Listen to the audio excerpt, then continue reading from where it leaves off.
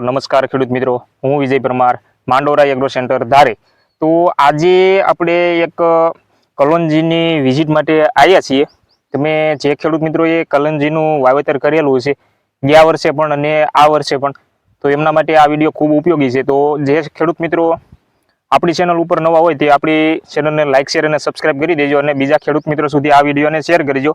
જે ખેડૂત મિત્રોએ કલોંજીનું વાવેતર કરેલું છે એમને આ વિડીયો ખૂબ ઉપયોગી થાય. આજે તો આપણે વાવેતરથી લઈ અને અત્યાર સુધીમાં 40-45 દિવસની આ કલોંજી હાલમાં થઈ ગઈ છે. તમને મારી પાછળ દેખાતી હશે અને આપણે હમણાં નજીકથી પણ બતાવીએ, પણ થોડીક પહેલાં આપણે કલોંજીની માહિતી આપી દઈએ.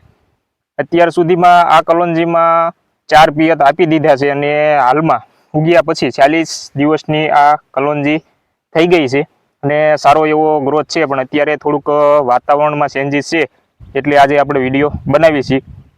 તો સૌથી પહેલાં તો વાત કરી દઈએ કે જે ખેડૂત મિત્રોએ કલોંજીનું વાવેતર કરેલું છે અને 30 દિવસ આજુબાજુ ઉગીને કલોંજી થઈ ગઈ છે અને નિંદામણ થોડુંક છે, તો એમના માટે શું કાળજી લેવી જોઈએ અથવા તો કઈ દવા આપણે એમાં ઉપયોગ કરવી જોઈએ. તો સૌથી પહેલાં તમને હું એની માહિતી આપું. જો કલોંજીમાં તમારે નિંદામણ હોય અને તમારે દવાનો ઉપયોગ કરવો હોય તો સૌથી પહેલાં તો તમારે પિયત આપવું જોઈએ. અને પિયત આપ્યા બાદ જે ક્વિઝાલોફ ઇથાઇલ 10% ઇસી ફોર્મમાં આવે છે, આ તમે કલોંજીના પાકમાં તમે ઉપયોગ કરી શકો છો. એક પંપમાં તમારે 30 ml જેટલું આપવાનું છે. હું તમને આનો ફોટો વિડીયોમાં પણ થોડોક ઝૂમ કરીને મૂકી દે એટલે તમને પેકિંગ પણ દેખાય અને થોડોક આઈડિયા આવે.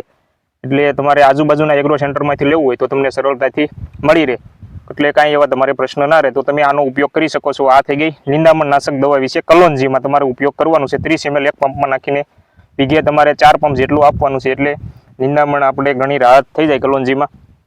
અને પછી ઘણા એવા પ્રશ્ન આવે છે કે કલોંજીમાં અમારે ગ્રોથ નથી, વિકાસ નથી અને પીળી પડે છે, તો એના માટે શું કરવું જોઈએ. તો આપણે આ વિડીયોમાં આપણે ટોટલ અત્યાર સુધીની માહિતી આપી દઈએ. જો એવા તમારે પ્રશ્ન કાંઈ હોય તો તમે મિક્સ માઇક્રોન્યુટ્રનનો ઉપયોગ કરી શકો છો, જેમાં બધા પોષક તત્વો આવી જાય. આનો તમે 30-35 ગ્રામ જે કંપની હોય એ પ્રમાણે મળે અથવા તો માપ એ પ્રમાણે હોય તો તેમનો તમે ઉપયોગ કરી શકો છો.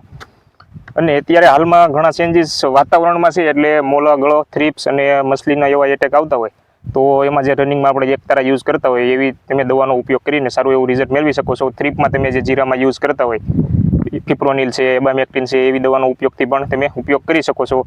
ને વાદળછાયું વાતાવરણ છે એટલે તમે ફૂગનાશકનો પણ ઉપયોગ કરી શકો છો. સાપ છે, ડાયથન છે, મેટાલક છે અને મેન્કોજેબનો પણ ઉપયોગ કરી શકો છો. સાથે તમે અપ્સા અથવા સ્ટીકર તમે જે કહેતા હોય એ પણ તમે સાથે 5 ml આપો તો તમને સારું રિઝલ્ટ જોવા મળે. અને ગ્રોથ અત્યારે કલોંજીમાં હાલમાં ગ્રોથ ના હોય તો તમે કોઈ બી સારા એવા કંપનીના મિક્સ માઇક્રોન્યુટ્રન આપીને પણ તમે ઉપયોગ કરી શકો છો અને સારો એવો ગ્રોથ મેળવી શકો છો. અને ફૂગનાશક તમારે કમ્પલસરી આપવું હોય તો તમે આપી શકો છો. ફૂગનાશક આપવાથી એ ફાયદો થાય કે આવા વાતાવરણમાં કલોંજી જો પીળી પડતી હોય તો કોઈ ડાળીમાં એવા સુકારાના એવા પ્રશ્ન આવતા હોય તો તમે આનો ઉપયોગ કરી શકો છો અને સારું એવું રિઝલ્ટ મેળવી શકો છો. કોઈ બી તમારી જે પસંદ હોય 30 ગ્રામ જેટલું તમારે એક પંપમાં આપવાનું છે અને સારું એવું રિઝલ્ટ તમે મેળવી શકો છો. અને કલોંજી જે ખેડૂત મિત્રોને મોટી થઈ ગઈ છે, ટૂંકમાં એમ કહી શકાય કે દોડવા આવવાની અવસ્થા એ છે, 2 મહિના આજુબાજુ થઈ ગઈ છે અને સારું એવું ફ્લાવરિંગ હવે લાવવું છે અને સારું એવું ઉત્પાદન મેળવવું છે, તો તમે જે એમિનો એસિડ અને વિટામિન આવે છે આ દવાનો પણ ઉપયોગ કરી શકો. એક પંપમાં તમારે 10 થી 15 ml જેટલું આપવાનું છે.